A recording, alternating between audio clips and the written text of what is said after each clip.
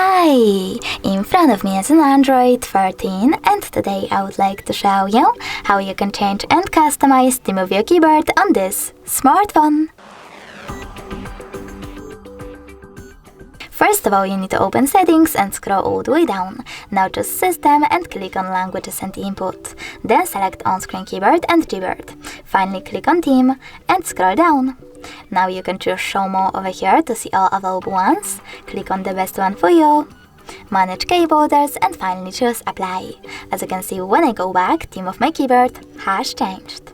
But you can always go into exactly the same settings, click on this plus icon under my themes instead, tap on the photo that you wish to apply, pinch it to scale and drag it to move. Then choose Next, adjust brightness by swiping left or right.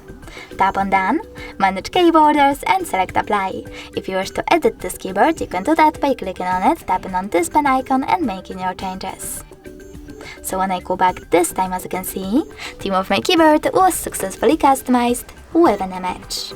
Thanks so much for watching. If you enjoyed this video, don't forget to leave a like, comment and definitely subscribe. Bye!